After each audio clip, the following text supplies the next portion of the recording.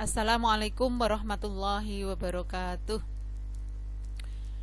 Nah, sebelum mulai pelajaran, marilah kita awali dengan bacaan basmalah bersama-sama. Bismillahirrahmanirrahim.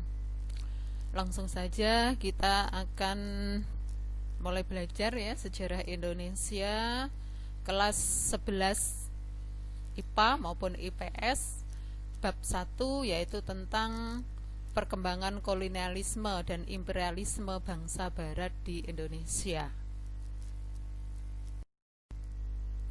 Materi yang akan kita bahas meliputi yang pertama proses kedatangan bangsa-bangsa Eropa ke Indonesia, yang kedua tentang masa kekuasaan VOC, yang ketiga tentang perebutan hegemoni bangsa-bangsa barat di Indonesia. Proses kedatangan bangsa Eropa di Indonesia.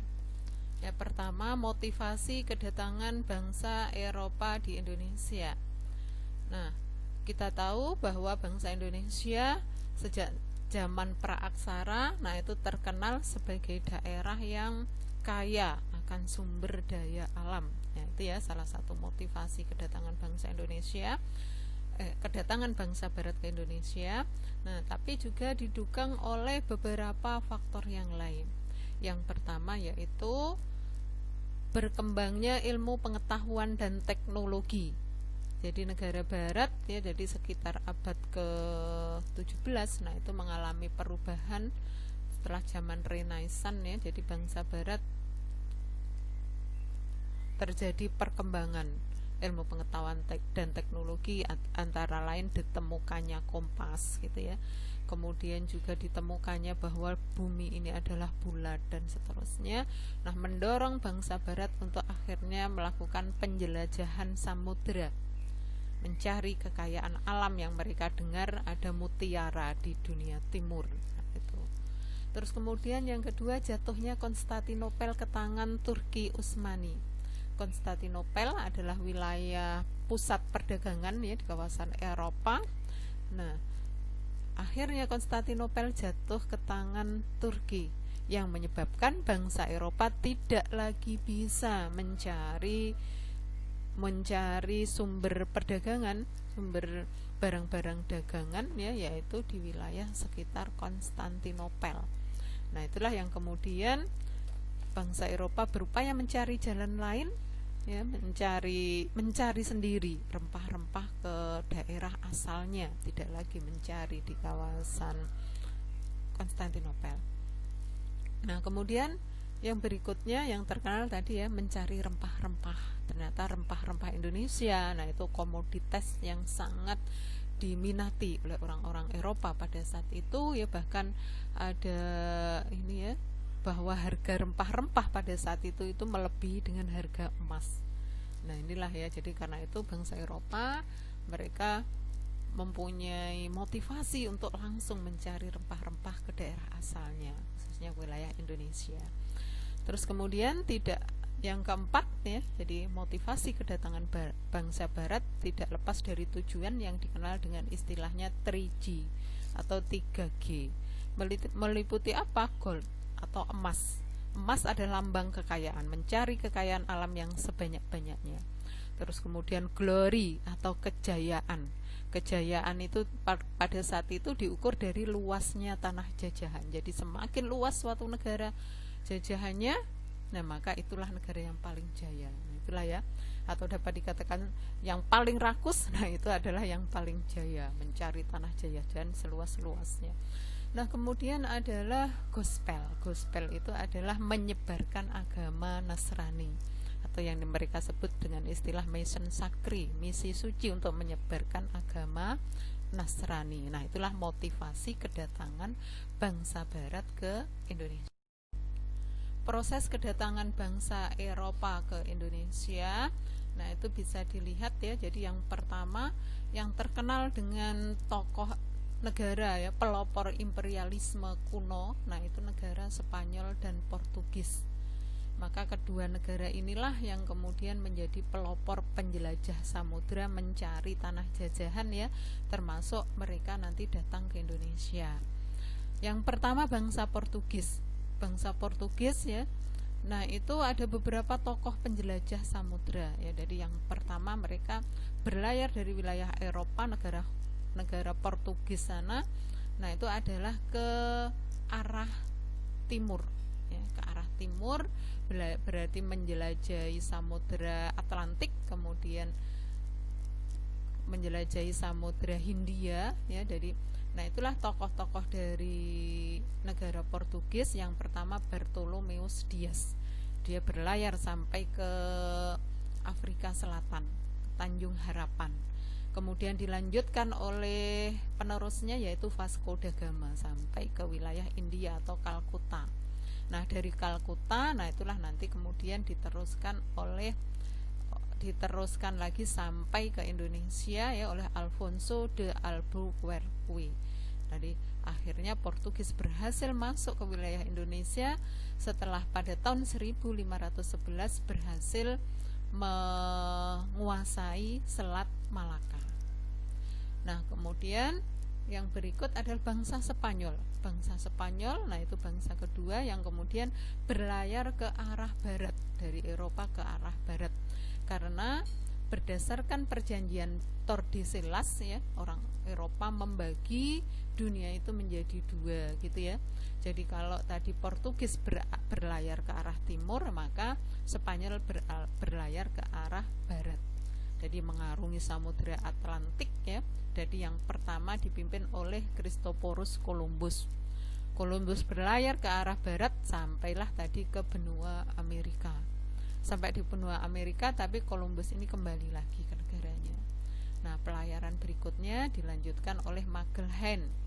Magellan ini terus berlayar ya, jadi mengarungi Samudra Atlantik, terus kemudian mengarungi Samudra Pasifik. Samudra Pasifik, nah itu samudra yang paling luas di dunia ya. Karena itu dianggap keberhasilan pelayaran itu, Samudra Pasifik disebut juga dengan Samudra Magellan. Nah, dari situlah kemudian Magellan sampai di Filipina. Nah, tetapi Magellan ini nasibnya naas ya, di Filipina akhirnya dia terbunuh oleh suku setempat. Ya, itu di Filipina. Terus kemudian dilanjutkan oleh Sebastian Delcano.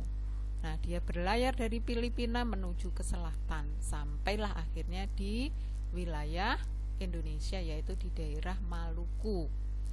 Nah, di Maluku jadi antara bangsa Portugis yang berlayar ke arah timur dan bangsa Spanyol yang berlayar ke arah barat tadi, akhirnya sama-sama mereka bertemu di wilayah Indonesia ya, di Nusantara pada saat itu, yaitu di daerah Maluku. Nah, maka akhirnya Spanyol bersekutu dengan kerajaan Tidore, sementara Portugis bersekutu dengan kerajaan Ternate. Nah itu ya, terjadi juga akhirnya perebutan wilayah di wilayah Maluku. Maka akhirnya ditandatangani perjanjian Saragossa yang membagi wilayah ya, jadi antara Portugis dan Spanyol. Spanyol akhirnya disuruh kembali ke utara di wilayah Filipina mendapatkan jajahan di sana, sementara Portugis tetap menduduki daerah Maluku, menjajah wilayah Maluku. Nah, berikutnya adalah bangsa Inggris. Rombongan Inggris tiba di Indonesia di Maluku pada tahun 1577 di bawah pimpinan Francis Drake. Kemudian berikutnya bangsa Belanda ya, bangsa Belanda kita terkenal ya, masuk ke Indonesia pertama tiba di daerah Banten pada tahun 1596 di bawah pimpinan Cornelis de Houtman. Nah, karena Cornelis de Houtman tadi berhasil menjalin kerjasama dengan masyarakat setempat ya, yang akhirnya nah itu masuk wilayah Banten ya, yang mula-mula ya berdagang gitu ya, jadi akhirnya dilanjutkan dengan penjajahannya di Indonesia. Berikutnya masa kekuasaan VOC. Jadi pada tahun 1602 tadi ya, Belanda mendirikan Komisi Dagang di Indonesia yang disebut dengan istilah VOC. Tujuan pembentukan VOC ini yang pertama membantu keuangan Belanda, kemudian menyaingi pedagang dari bangsa lain.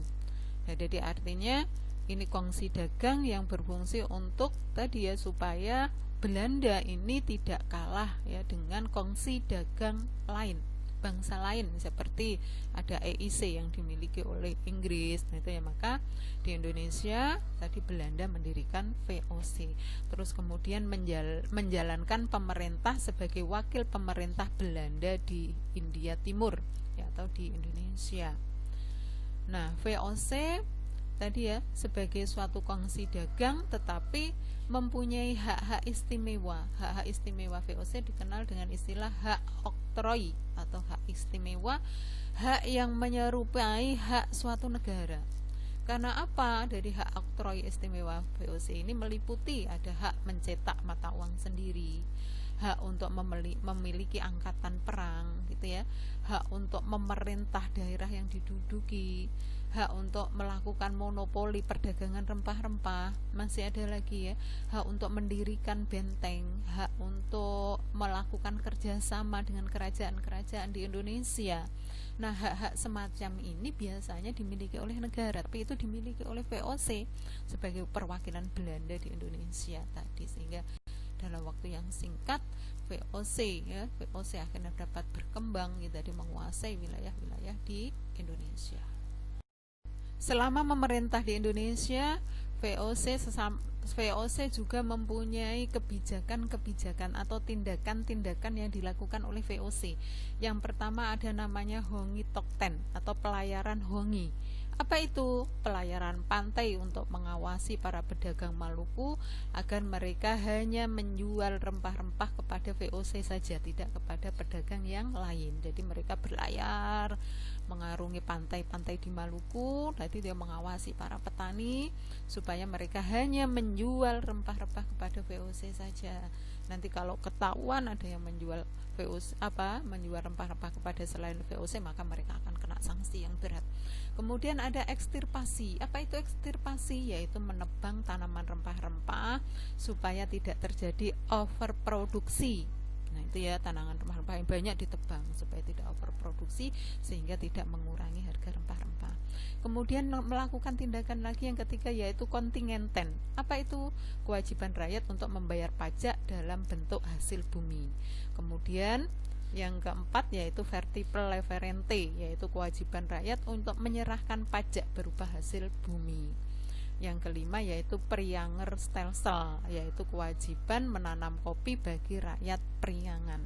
Nah itulah ya, dengan kebijakan-kebijakan tindakan ini tadi VOC memperoleh keuntungan yang luar biasa besar. Nah masa kekuasaan VOC, jadi VOC yang berkuasa sekian lama di Indonesia tadi akhirnya pada awal abad ke-18, yakni pada tahun 1799 gitu ya, atau akhir abad ke-18. Nah itu VOC mengalami kemunduran, akhirnya resmi dibubarkan pada tahun 1799.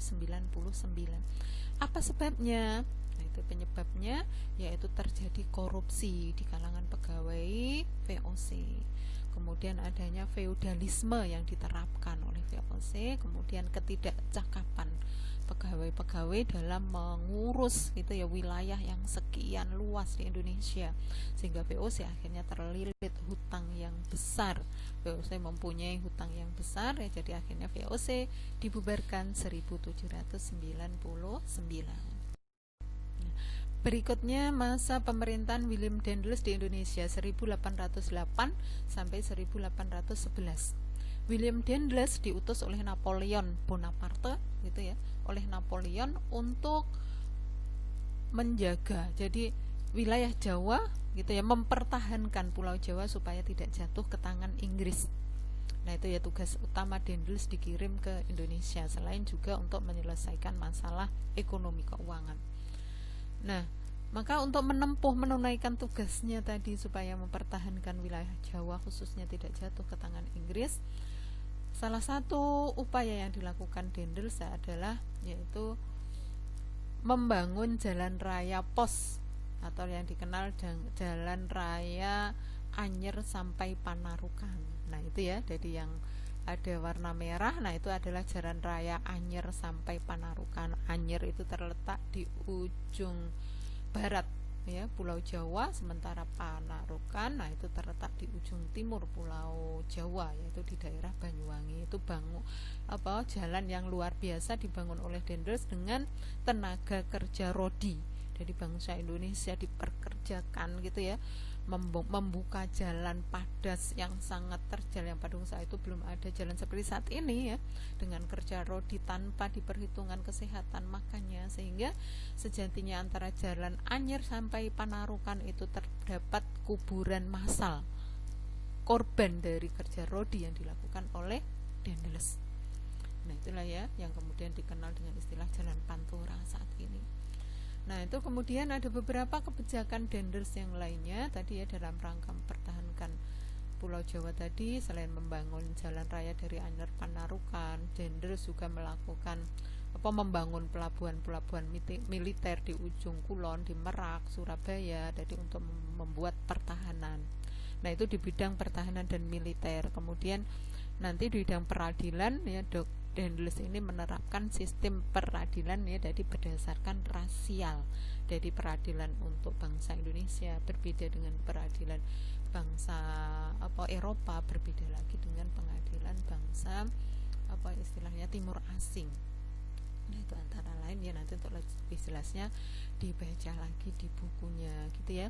Dalam menjalankan pemerintah di Indonesia, Daendels ini terkenal sangat otoriter gitu ya, otoriter.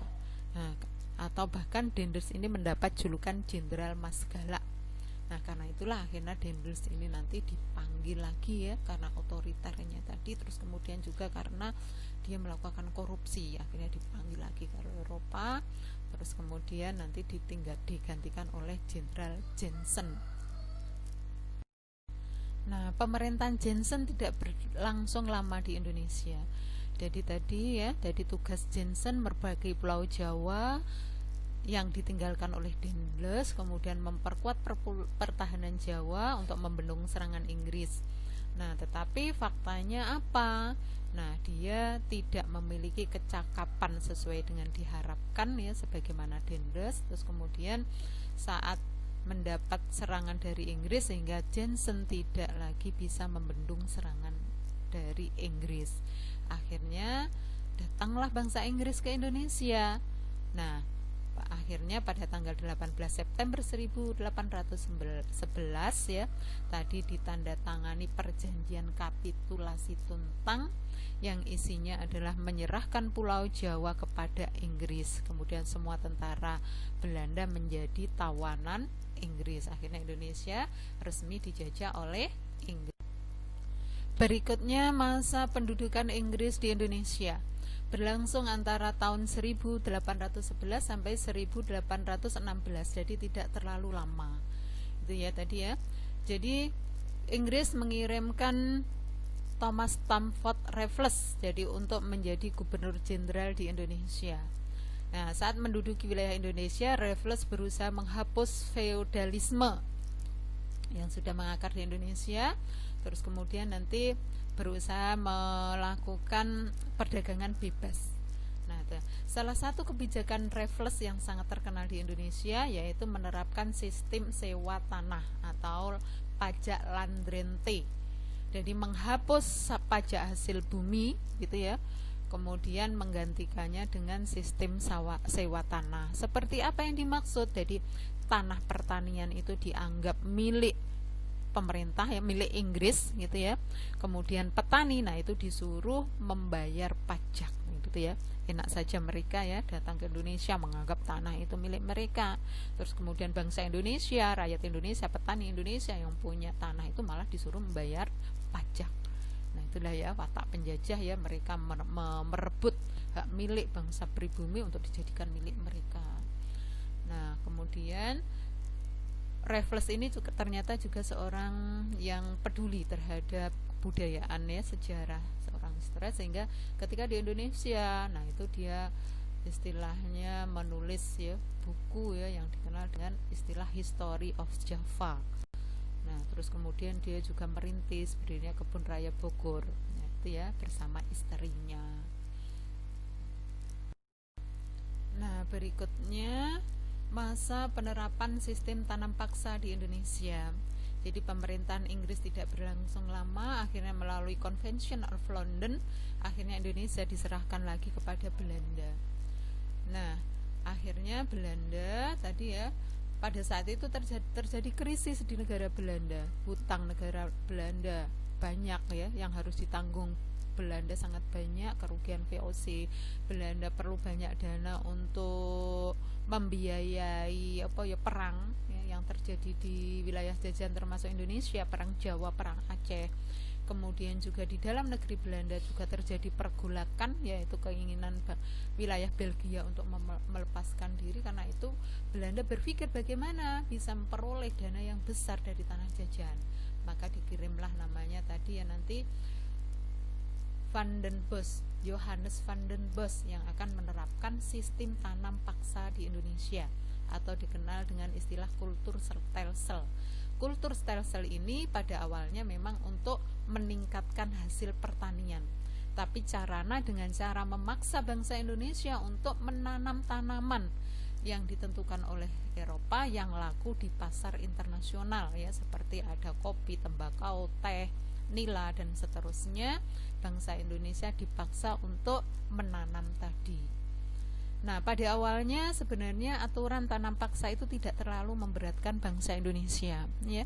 Jadi antara lain bangsa Indonesia menyerahkan 1/5 tanahnya untuk ditanami. Apabila terjadi kerugian akan ditanggung oleh Belanda. Apabila terjadi panen berlebih dikembalikan kepada rakyat dan seterusnya. Tanah yang ditanami tidak dikenai pajak, tetapi faktanya dalam pelaksanaannya ternyata tidak seperti itu. Jadi tadi tanah yang ditanami ternyata lebih dari 1/5 tetap dikenakan pajak. Apabila terjadi kerugian gitu ya, tetap harus ditanggung oleh petani. Apabila ada kelebihan tidak dikasihkan kepada petani. Nah, ditambah satu aturan yang namanya adalah kultur prosenten, pemberian hadiah, pemberian persenan kepada para pegawai pribumi yang diangkat oleh Belanda untuk mengawasi pelaksanaan tanam paksa tadi. Apabila mereka bisa menyetor hasil tanaman melebihi ketentuan, maka diberi hadiah oleh Belanda, sehingga terjadilah penindasan bangsa Indonesia ya kepada rakyatnya sendiri, yang mengakibatkan semakin menyengsarakan bangsa Indonesia. Nah, itulah ya makanya dampak dari tanam paksa ini bagi Belanda mendapatkan keuntungan yang luar biasa besar. Hutang-hutang Belanda semuanya dapat dilunasi, kas negara penuh gitu ya. Kas negara berlimpah, keuntungan yang diperoleh Belanda mencapai 967 juta gulden. Nah, itu rakyatnya hidup sejahtera. Sementara sebaliknya bagi bangsa Indonesia sengsara gitu ya. Kekurangan pangan, bahkan banyak yang meninggal. Nah, itu terus kemudian tadi apa istilahnya, penderitaan bagi bangsa Indonesia intinya. Nah, berikutnya masa penerapan politik pintu terbuka di Indonesia. Nah, itu ya, tanam paksa tadi yang mendapat keuntungan tadi akhirnya secara bertahap dihapus di Indonesia karena kritikan kaum liberal yang ada di Belanda ya, bahwa terus kemudian terjadi revolusi Perancis yang seperti itu, bahwa tanam paksa itu tidak sesuai dengan semboyan revolusi Perancis, liberté, égalité dan éternité. Karena itu akhirnya ini sistem tanam paksa secara bertahap dihapus ya, terus kemudian digantilah diterapkan namanya politik pintu terbuka ya, atau politik ekonomi liberal di Indonesia. Terbuka maksudnya adalah terbuka untuk kalangan pengusaha asing. Nah, itu ya. Jadi akhirnya yang menjajah Indonesia itu dapat dikatakan tidak hanya pemerintah Belanda ya, tetapi juga pengusaha-pengusaha asing ya dari negara Belanda. Nah, apa latar belakangnya? Penderitaan rakyat akibat sistem tanam paksa. Kemudian ditandatanganinya undang-undang agraria, adanya undang-undang agraria. Terus kemudian pelaksanaan nanti para pemodal asing, pintu terbuka itu para pemodal asing diberi kesempatan untuk menanamkan modalnya di Indonesia. Sementara itu pemerintah kolonial Belanda bertindak sebagai pengawas, pelindung ya, penyedia fasilitas bagi pemodal asing itu. Nah, itulah dari penerapan sistem kapitalis liberal di Indonesia ternyata sudah terjadi sejak zaman penjajahan dulu ya, karena para pengusaha asing itu juga ingin mendapatkan kekayaan dari wilayah jajahan.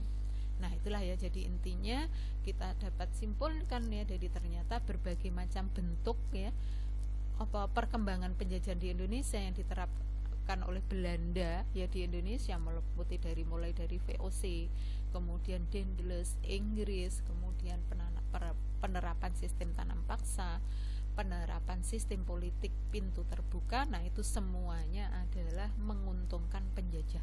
Tidak ada yang menguntungkan bangsa Indonesia. Dampaknya adalah kemajuan bagi penjajah, dan sebaliknya bagi bangsa Indonesia adalah penderitaan gitu ya, didolimi, haknya dirampas, kekayaannya dirampas, raja-raja di Indonesia juga hak-haknya dirampas oleh penjajahan, karena mereka memang mempunyai misi tadi ya, mencari kekayaan alam yang sebanyak-banyaknya. Nah, itulah ya yang bisa saya sampaikan pada kali pertama ini.